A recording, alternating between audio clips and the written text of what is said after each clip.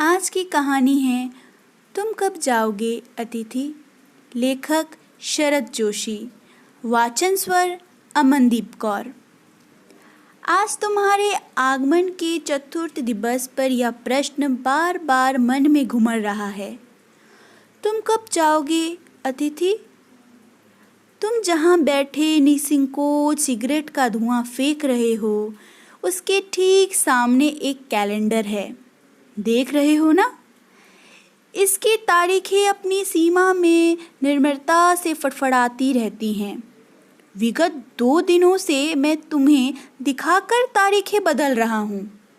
तुम जानते हो, अगर तुम्हें हिसाब लगाना आता है कि यह चौथा दिन है, तुम्हारे सतत आतिथ्य का चौथा भारी दिन, पर तुम्हें जाने की कोई संभावना प्रतीत नहीं होती।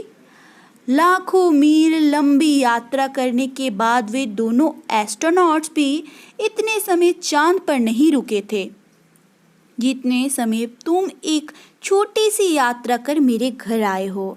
तुम अपनी भारी चरण कमलों की छाप मेरी जमीन पर अंकित कर चुके। तुमने एक अतरंग निजी संबंध मुझसे स्थापित कर लिया। तुमने मेरी आर्थिक की बौंजनी चट्टान देख ली। तुम मेरी काफ़ी मिट्टी खो चुके। अब तुम लौट जाओ अतिथि।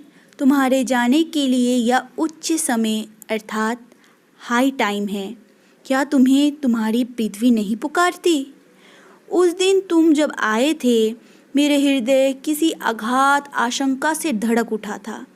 अंदर ही अंदर कहीं मेरा बटुआ कांप गया।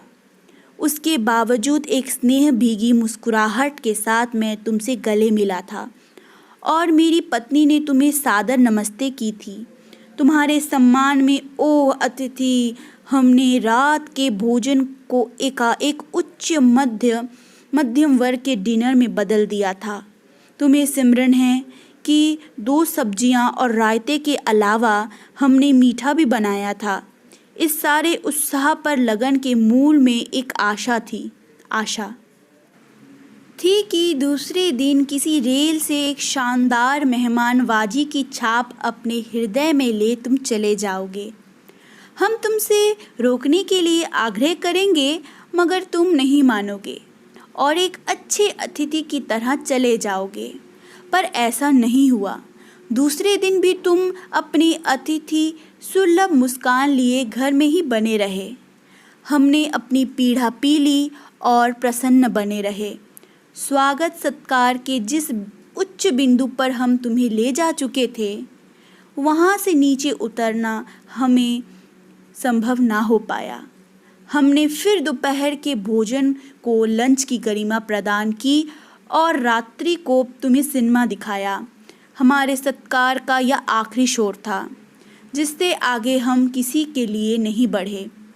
इसके तुरंत बाद भावभरी विदाई का वो भीगा हुआ क्षण आ जाना चाहिए था, जब तुम विदा होते और हम तुम्हें स्टेशन पर छोड़ने जाते, पर तुमने ऐसा कुछ नहीं किया। तीसरे दिन की सुबह तुमने मुझसे कहा, मैं धोबी को कपड़े देना चाहता हूँ। यह आघात अप्रत्याशित था और इसकी चोट मामरिक थी। तुम्हारे सामीप्य की बेला एकाएक यूं रबर की तरह खिंच जाएगी, इसका मुझे अनुमान ना था। पहली बार मुझे लगा कि अतिथि स्वदेव देवता नहीं होता, वो मानव और थोड़े अंशों में राक्षस भी हो सकता है। किसी लॉन्ड्री पर दे देते हैं, जल्दी धुल जाएंगे, मैंने कहा। मन ही मन एक विश्वास पल रहा था कि तुम्हें जल्दी जाना है। कहाँ है लॉन्ड्री? चलो चलते हैं, मैंने कहा और अपनी सहज बनियान पर अपरिचित कुर्ते डालने लगा। कहाँ जा रहे हैं? पत्नी ने पूछा। इनके कपड़े लॉन्ड्री पे देने हैं, मैंने कहा। मेरी पत्नी की आंखें एकाएक बड़ी बड़ी हो गईं। आज से कुछ वर्ष पूर्व उनकी ऐसी आंखें देख मैंने अपने अकेलेपन की यात्रा समाप्त कर बिस्तर खोल लिया था। पर अब जब वे ही आंखें बड़ी होती हैं तो मन छोटा होने लगता है। वे इस आशंका और भय से बड़ी हुई थी कि अतिथि अधिक दिनों ठहरेंगे। और आशंका निर्मूल नहीं थी। अतिथि, तुम जा नहीं रहे। लॉन्ड्री पर दिए कपड़े धुलकर आ गए और तुम यहीं हो। तुम्हारे भरकम शरीर से सिलबटे पड़ी चादर बदली जा चुकी और तुम यहीं हो। तुम्हें देखकर फूट पड़ने वाली मुस्कुराहट धीरे धीरे फीकी पड़कर अब लुप्त हो गई है। ठहाके के रंगीन गुब्बारे जो कल तक इस कमरे के आकाश में उड़ते थे, अब दिखाई नहीं पड़ते। बातचीत की उछलती हुई गेंद चर्चा के क्षेत्र के सभी कोनलों से टप्पे खाकर फिर सेंटर पे आकर चुप पड़ी है। अब इसे ना तुम हिला रहे हो ना मैं। कल से मैं उपन्यास पढ़ रहा हूँ और तुम फिल्मी पत्रिका के पन्ने पलट रहे हो। शब्दों का लेन देन मिट गया और चर्चा के विषय चूक गए। परिवार, बच्चे, नौकरी, फिल्म, राजनीति, रिश्तेदारी, तबादले, पुराने दोस्त, परिवार नियोजन, महंगाई, साहित्य और यहाँ तक कि आँख मार मार कर अपनी पुरानी प्रेमिकाओं का जिक्र भी कर दिया। और अब हम चुप हैं। सौहार्द अब क्षणे क्षणे बोरियत के रूपांतरित हो रहा है। भावनाएं गालियों का स्वरूप ग्रहण कर रही हैं। पर तुम जा नहीं रहे। किस आश्चर्य गेंद से तुम्हारा व्यक्तित्व या चिपक गया है। मैं इस भेद को सपरिवार नहीं समझ पा रहा हूँ। बार बार यह प्रश्न उठ रहा है, तुम कब जाओगे अतिथि? कल पत्नी ने धीरे से पूछा था। कब तक टिकेंगे ये? मैंने कंधा उचका दिया। क्या कह सकते हैं?